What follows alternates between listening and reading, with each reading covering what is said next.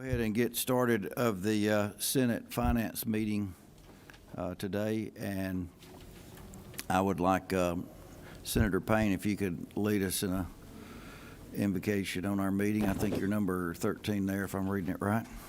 Yes, sir. Thank you, Mr. Chairman. Let's all pray. Heavenly Father, we come to you this afternoon, Lord, just give you all the praise and glory. We thank you for all the many blessings in our lives. We thank you for the opportunity that we should serve and serve the people of our state and you as well. Father, we just ask you to have your Holy Spirit to guide us and give us clear eyes and minds of discernment, and that we serve your will in all things. For us in Jesus' name we pray. Amen. Amen. Thank you. All right, first item, we've got a hearing for Senator Rahman. If you want to come to the podium up here, it might be better to do.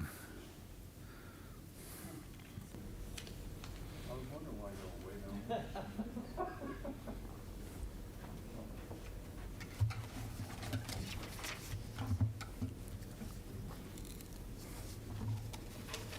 So this is Senate Bill 56, LC number 431767 that was introduced here. That's good. Thank you, Mr. Chairman, and a member of this committee. This legislation would require a cost-benefit analysis for all new tax credit and exemptions.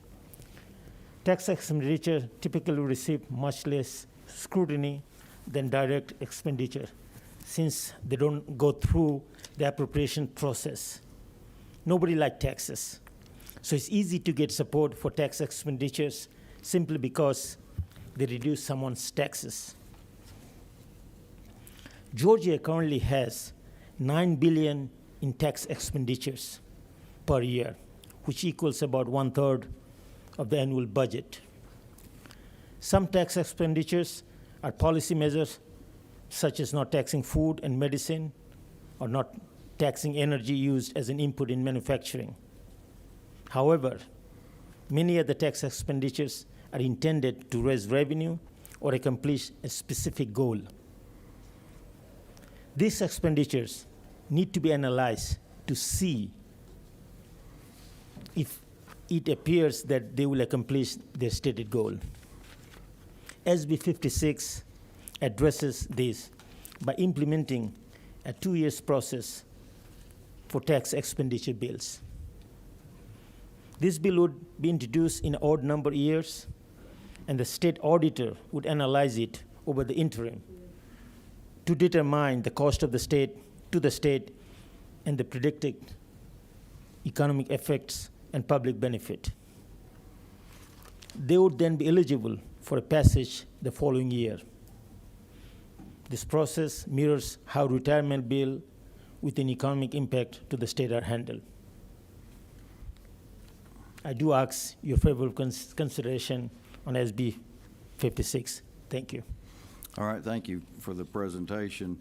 And I guess you're, in a sense, you're saying on odd years, you're sort of treating it like retirement is right now. That's correct. Is what your aim is on that, to slow it down and get a better analysis of it. Because I was looking at some of the times in there for the state auditor, Online. You know, one of the things that, since anybody can do this, like where it's got within 10 days of his or her receipt of a proposed bill, the state auditor shall determine whether the proposed bill is a tax bill. I mean, one of the things is, what if he gets 500 bills from people?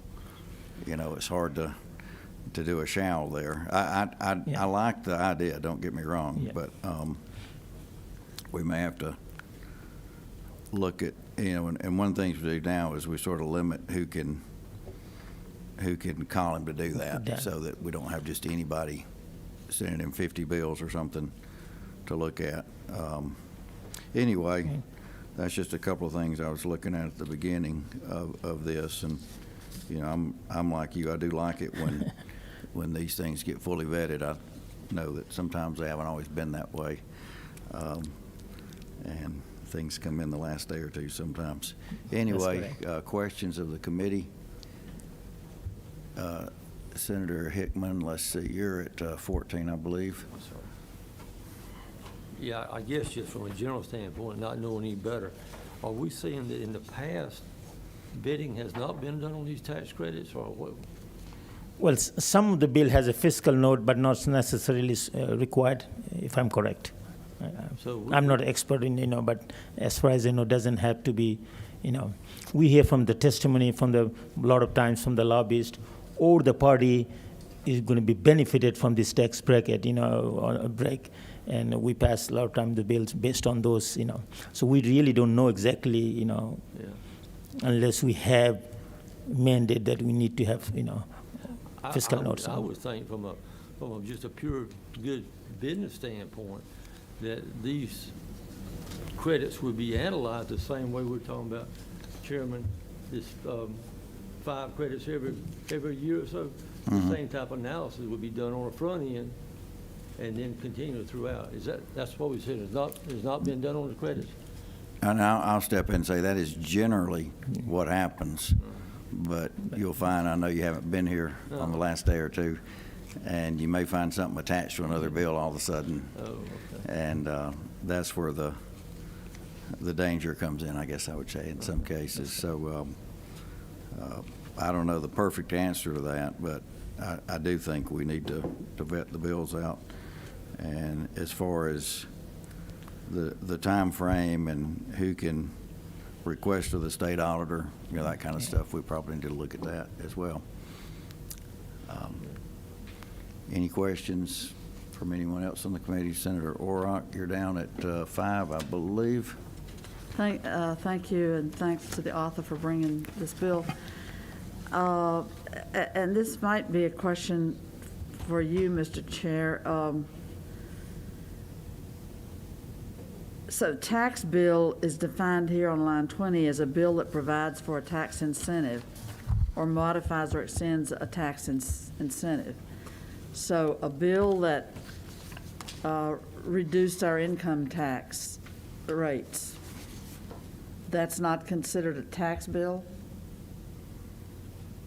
Well, I would probably, that may be a question for legislative council too, and that's something going forward we can look at as well. But, Because yeah, this bill, I think, is directed at the tax incentives that are put out there. Because I just, and this may, Senator Hickman made me think of this, when the state income tax top level was reduced for the top payers, the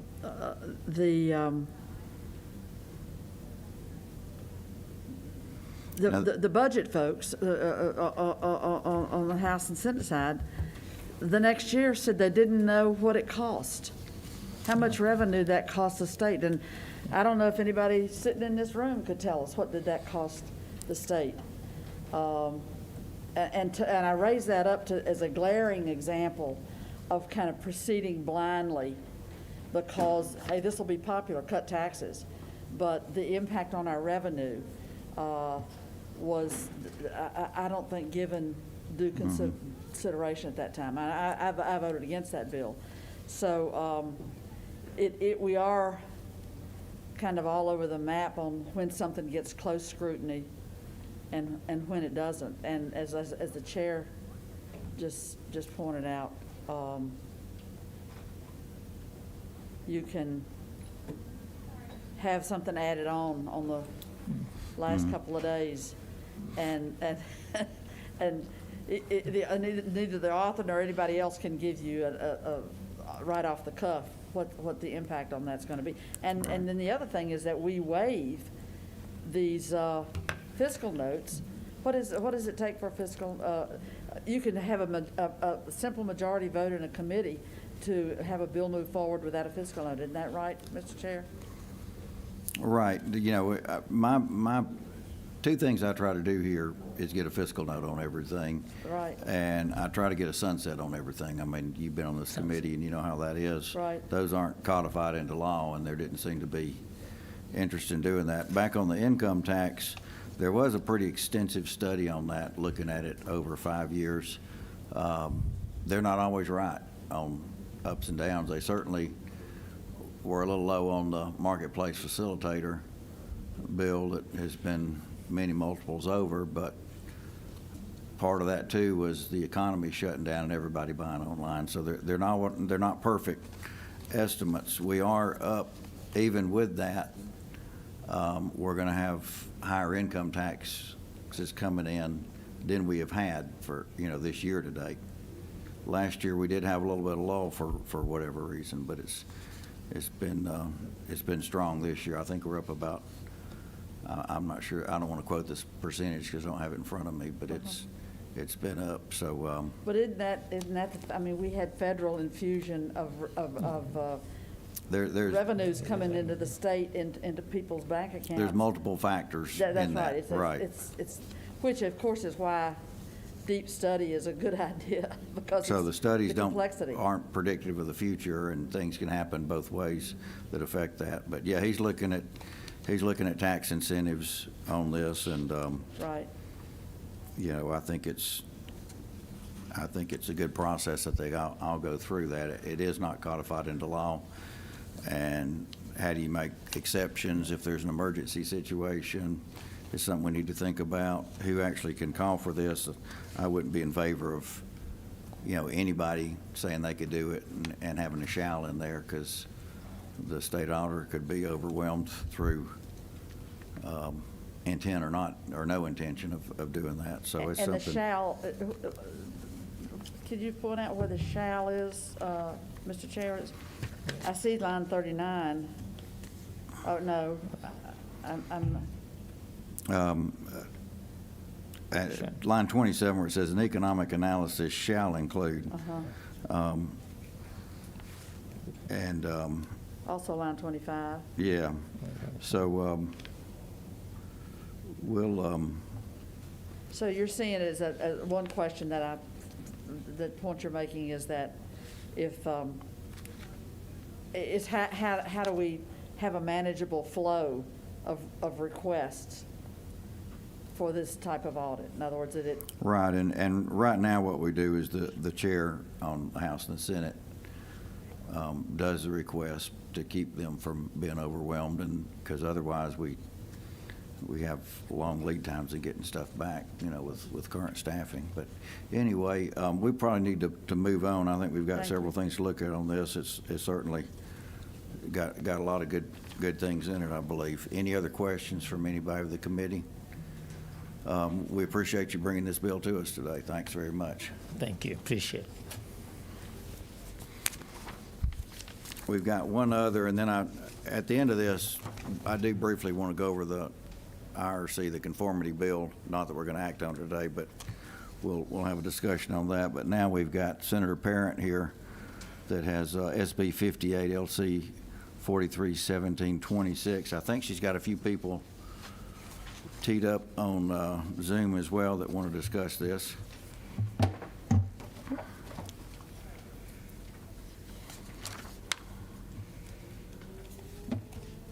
Are they here, Andrew?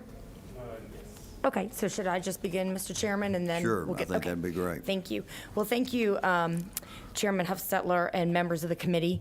I am proud to bring before you Senate Bill 58 today. This is would be a state-level earned income tax credit. Right now, we have a federal earned income tax credit that's been in effect for a number of years, actually probably almost close to 30, and at least 29 states currently utilize state-level earned income tax credits. This is a bill I've brought before you previously, so I won't belabor all the details, but I know that we do have some new members here, and I do want you to get to hear from some of the experts that have joined us. So what is the earned income tax credit? This legislation is modeled on the federal earned income tax credit. It would provide a lowering of state income taxes for low-wage workers that are struggling to make ends meet, who are working, but they're struggling to make enough to climb out of poverty and climb into the middle class. The credit is only available to people who work, and it grows in size up to a maximum amount. And so therefore, it rewards working and continuing to work and trying to pull yourself and your family out of poverty when you are living very close to the poverty line and working. So in that sense, it is a hand up and not a handout. It's kind of the classic example of using the tax code to try to reward work and eliminate poverty through work instead of through direct payments. The average amount would be about $270, which would be about 10% of the federal EITC. And you would only be able to get the state credit if you're eligible for the federal credit.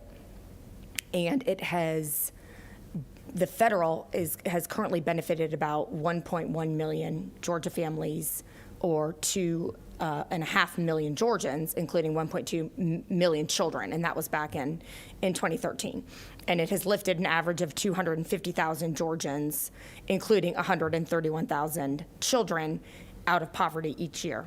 Other benefits that have been found in research is that the money, because obviously the folks that we are talking about are low income and struggling to pay bills and put food on the table, this money goes directly, typically back into the local economy, which provides a boost. And the research shows that it stabilizes families, the children do better in school, and leads to long-term stabilization and benefits for Georgia families. There's the version of the bill I have provides for a refundable EITC, which means that even if you already owe nothing in Georgia state taxes because your wages are so low, you could still receive some benefit. There's also a non-refundable version, which means that you would only receive a tax credit through the EITC if you owe some Georgia taxes, state taxes, and then it would zero you out. That legislation has been filed in the House previously, and I believe will be filed again this year if it hasn't been already by Representative Houston Gaines. But in short, this is an idea that I think was brought forth. I don't remember if it was by a think tank. Maybe some of our experts can testify to it, but I know it was championed by Paul Ryan and many sort of big idea fiscal conservative Republicans in Washington as a really effective way to help impoverish families without providing for incentives not to work, and in fact encouraging work. So I'm happy to answer any questions from the committee, and I know you'll want to hear from the people who understand this far better than I do. Okay. Thank you, Mr. Chairman. What we'll probably do, and I appreciate the presentation, and as you know, most all of us are looking at our total tax structure and going forward and what we do, among other things, to make us economically competitive. But I think before we do the questions, maybe we'll hear from everybody that wants to speak on it. So I'll go on to the first on the list is David Schaefer. I don't see the David Schaefer I'm thinking about on there, but is that right? Chairman. Yes. No, that's Chuck. Do we have David Schaefer ready do we need to turn on something for him, or is he not on it?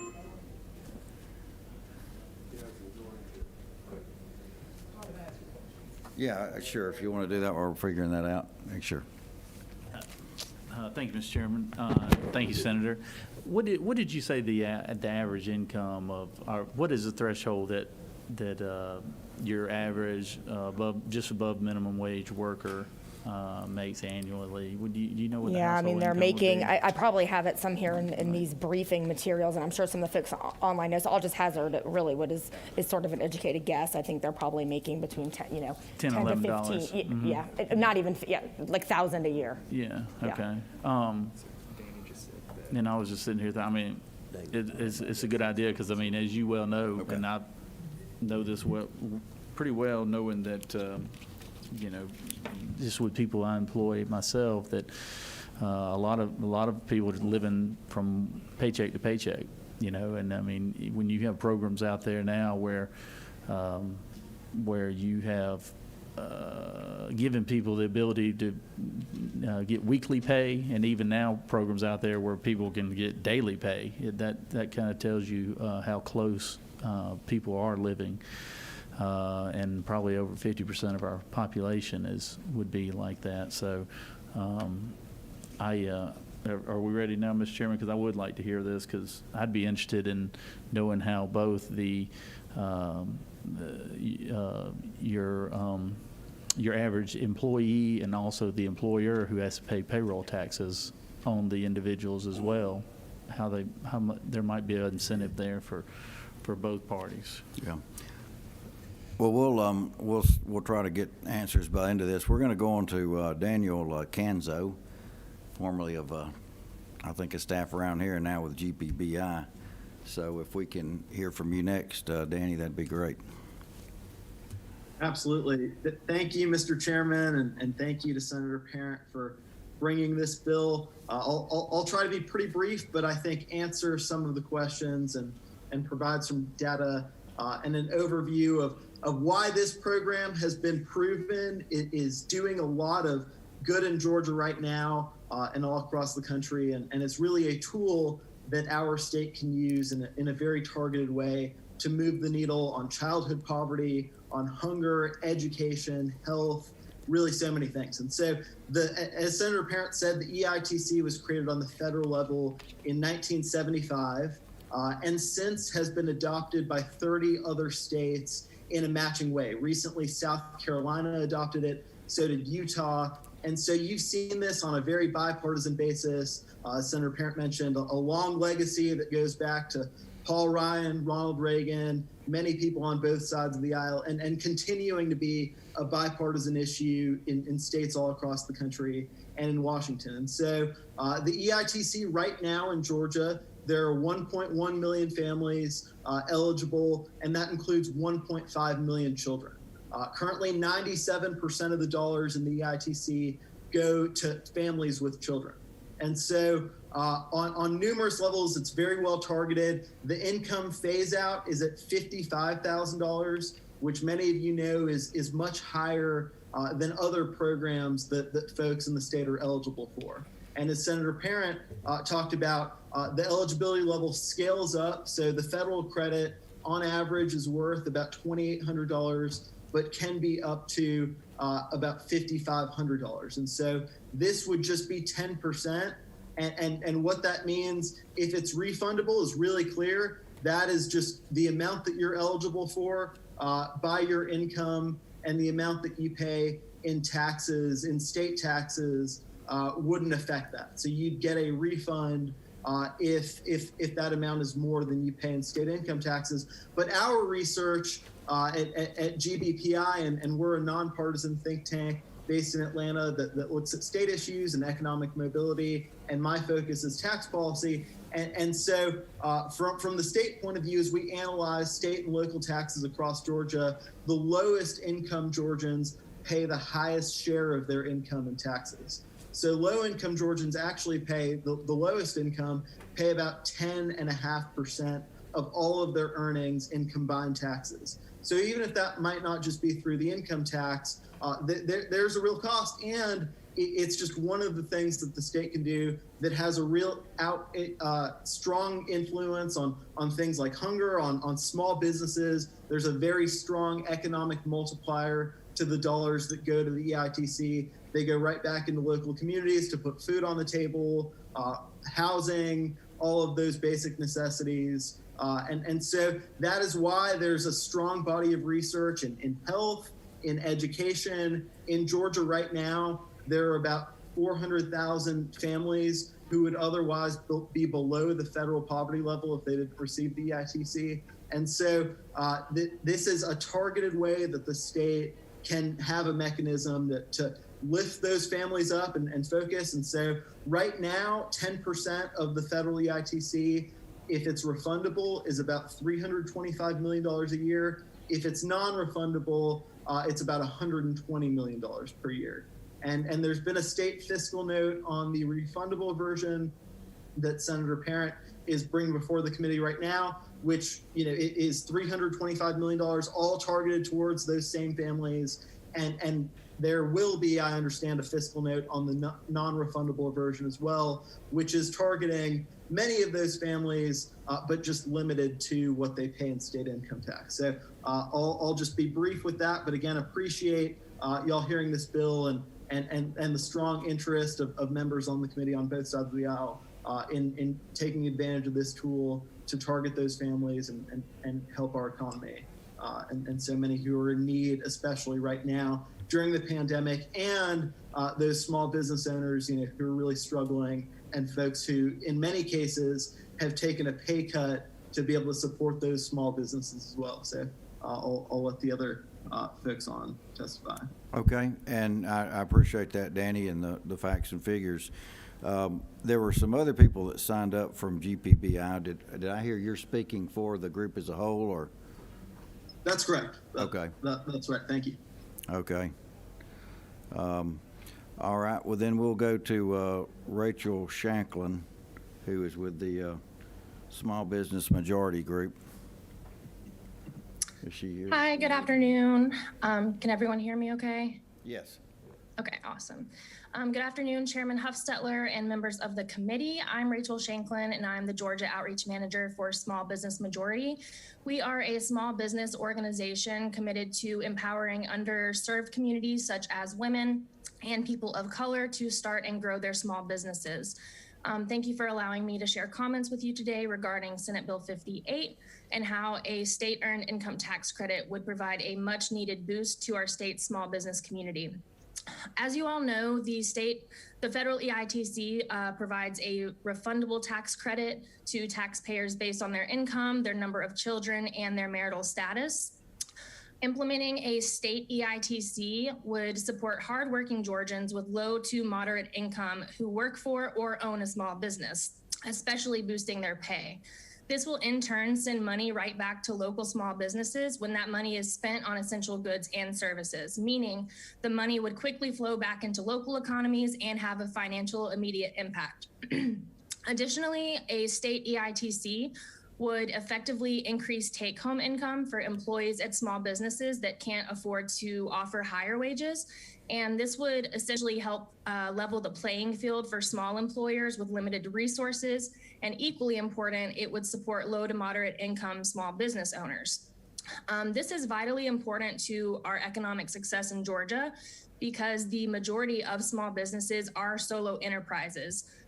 In Georgia, the median income for self-employed individuals at their own unincorporated firms was just $25,064 in 2018, and that's according to the U.S. Small Business Administration.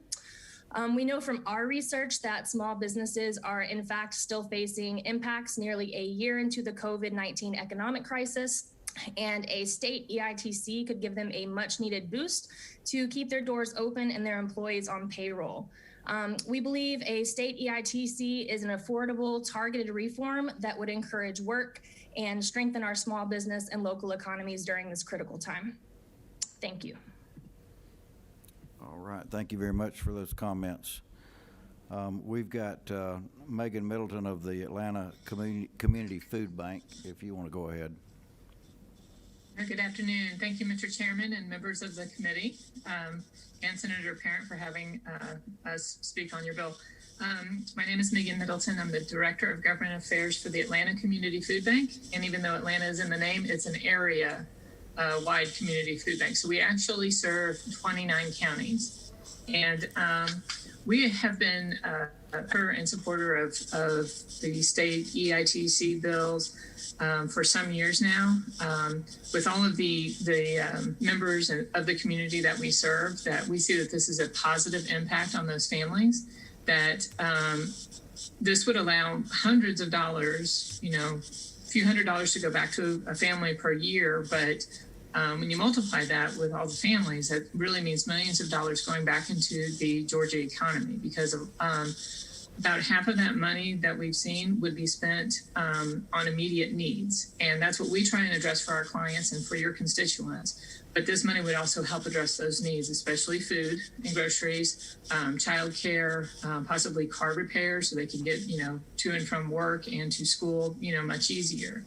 So we just see that this could be a really positive impact on Georgians. It would help our clients, who are your constituents, and it would also help food banks in being able to spread the inventory that we have as some of the clients are able to purchase more of their food through a tax credit.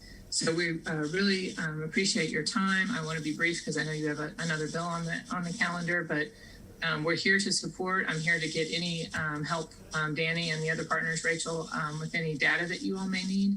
But this is something that we really see could serve our clients at the Atlanta Community Food Bank and the other 8 other food banks that actually serve the rest of the state of Georgia. Thank you.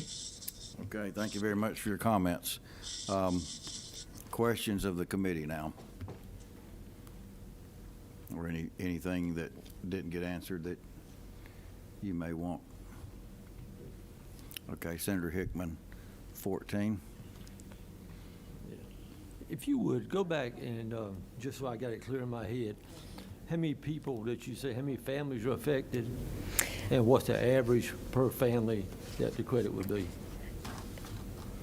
I thought I heard 1.1 million, but then Yeah, it was 1.5 children, so I Right, guess so that's why I'm looking the really quick million to was make the- sure, was the family number, I'm assuming. It's 1.1 million Georgia families, so it's 2.6 million Georgians, including 1.5 million children. So if we have 1.1 million families and the average credit per family, I think you said was gonna be $270. Yes, So we're talking about basically about a $300 million. that's exactly right, if it's refundable. $300 So, million credit. So as I mentioned, Senator, the version I filed has, the key components are that it is refundable in this bill. Right. And meaning that even if you don't owe any state taxes, because that's how low wage you are, you could still receive a few $100s in the credit. And it's set at 10% of the federal match. Neither of those things is set in stone. Those are policy decisions that the District of Columbia, which has one, and the 29 plus maybe now other states have where they've decided to set theirs as a policy decision. So for example, you can vary the amount it would cost by setting lower what the match is for federal EITC. So it doesn't have to be 10%, it could be lower. That's one way that the cost can come down initially. Some states started it at a lower match, like 5%, and then grew the program over time as they saw it working. Again, you can have it be not refundable.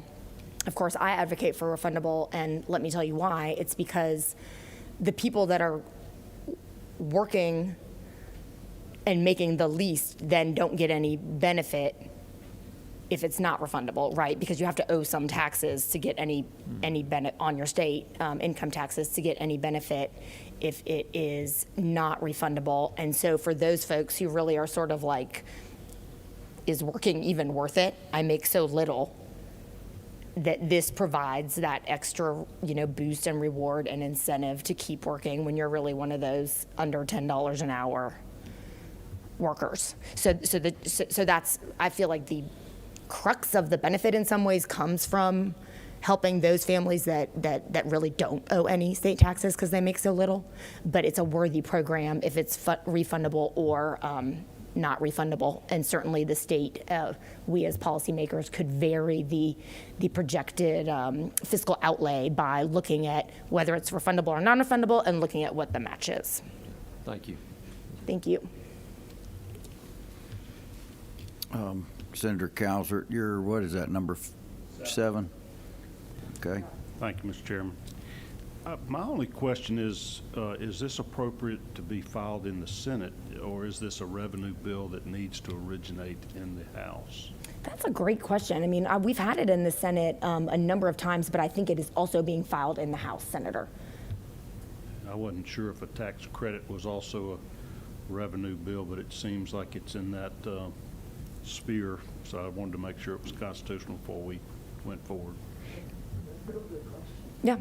Mm-hmm.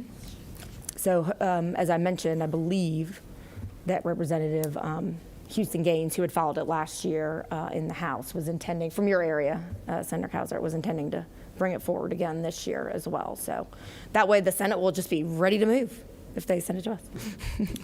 And irregardless of that, we are, most all of us in this room are open for an extensive study of our tax structure and making us competitive and that kind of stuff that will be coming forward. And I think it's certainly something that if not now, that committee could look at as we look at the whole program of where we're at on our tax structure. We appreciate you bringing tax cuts to the Finance Commission. Thank you, Mr. Chairman. All right. Any other closing thoughts from anybody, Senator Orrock? I knew you'd have to step in there. I know, I was waiting. She usually gives a full-throated endorsement. Well, I think the presenters made excellent points. I'm glad they joined us. And I think this point about the benefit to small businesses, there's probably not a person up here under the Gold Dome that would say, I don't think we need to do anything for small businesses. I don't think we need to look out for them. There's a pretty broad consensus that we need to look after our small businesses because they're a backbone of the economy. And so delineating how this really is to the benefit of small businesses, I think is important. If you want to just highlight that, it's that the money goes back into the economy, yeah, right away. I think that's a great point, Senator, and I also neglected to mention that the Georgia Work Credit, we have the data on who benefits, and you will notice that the highest percentage of Georgians that benefit in the projections are in rural Georgia. Uh-huh. Well, and just one other point, if I may. You know, it's kind of startling. A lot of people don't look at the UI system that much. They haven't ever drawn an unemployment insurance check, and life goes on. But in this pandemic, abruptly, all these households are looking for that unemployment insurance check, and we find out that the system that we have does not include those lowest wage workers that are in and out of jobs and working temp and part-time and very low income. They don't qualify when they lose work for the unemployment insurance system. And in the same way, this curious irony that those with the greatest need, the lowest incomes, hanging on by their toenails, if we don't make this refundable, they're not even in the mix. Yes, I would like to actually talk to our budgetary experts. You know, it occurred to me that theoretically, and I just don't know if this is true, it could be targeted to where we sort of start with refundability at the barely hanging on level and then grow it from there, as opposed to the other way, which would be non-refundable, and then the higher earners are the ones that actually benefit first. So just things to think about, you know. Well, I appreciate you bringing the bill, and I would hate to see us sit around and wait on a long study rather than moving to meet the needs that are there today, now, for families and children. How many children would be impacted? I believe Mr. Canso said 1.5 million. Yeah, 1.5 million. We do have, I mean, most of you know, Georgia, sadly, we still have some of the highest child poverty rates in the country, have for a while. Yeah, so I see a lot of reasons to catapult this bill up to a top tier bill that we should be looking at adopting. Just the opinion of one humble state senator, but. Well, I appreciate the chairman's indulgence and willingness to hear this bill for a few years now, and I'm glad the discussion has continued. And, you know, on that last tax cut we did, I will say, and I appreciate the presentation. I think we had everything, but I will say that last one we did raise the deductions at the bottom end to try to help out on that too. So, not the amount you're talking about, but it was trying to be helpful on that. Anyway. Thank you. I appreciate the presentation. Thank you, everybody. Thank you to our presenters who zoomed in. Yeah, thank all y'all for being here. Good to see you again, Danny. Pardon? No, some other guy did. No, his name's it's got one letter in there more, so it's a different David Schaefer, but. I think he's with the Yeah. Latin American. I was just gonna see if he was skinny or what, you know, I don't know, but anyway, we don't have a bill to act on because it just came over to us today, but because it is the IRS conformity and they want quick action, I did a couple of things. We've got it in your folder here, so you can look at all the changes to conform with the federal changes. And you've also got a PDF, because this gets awful tiny in the print on this. And you know, we try to conform, and I'll need my glasses for this, but, you know, we've got stuff for residence indebtedness, for there's actually a little bit they changed on film productions. That's about 23 million over 5 years at the federal level. Student loans, loan forgiveness under CARE Act, and paycheck protection. And then there's also things that change that will affect the low-income housing tax credit. There's a couple items there that if you go out to the very end on that side of it, it's about 45 million over a 5-year period.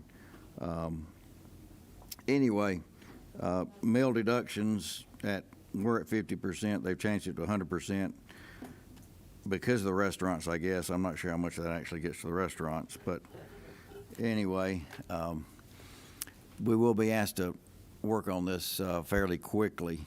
So I wanted to get this to you guys ahead of time so that you can look it over. The House has passed it. I actually talked with the CPAs today, and you know, they don't get involved in the politics of it. They just like to get the rules out there so that they can have the answers to their clients and prepare their taxes in a timely manner. So they're obviously anxious to get this to happen. So there's no action on that, but I did want you to have that so you can be looking at it in advance and not just bring it to you on a meeting coming up, because there is a little bit of urgency on this one to get something done on it. So were you reading the highlights from the summary sheet? Right, the summary sheet is what I was reading from. There's a lot of detail back there, but I think you can get most all the information you need just off that summary sheet on the 2 pages. The overall cost over a 5-year period is about $250 million to conform. It's a significant amount of money. About $250 million if you look at that total at the bottom. Not all of that in this year, you know, maybe a fifth of that, but it does kind of compound on each other when we do this every year. Some years there's not much there, and some years there's more, but you know, about 48.6 million this year, but it does continue on with effects on us. So I'm not sure the answer on that, because we don't want to, you know, have a different tax structure, but it is frustrating when one group can print money and borrow money, and we balance our budgets and we try to, you know, match the tax structure here. So anyway, we'll have that discussion at another meeting. Wanted y'all to have it ahead of time, and we'll go ahead and adjourn this meeting of the Finance Committee. Appreciate everybody's attendance here. Meeting adjourned.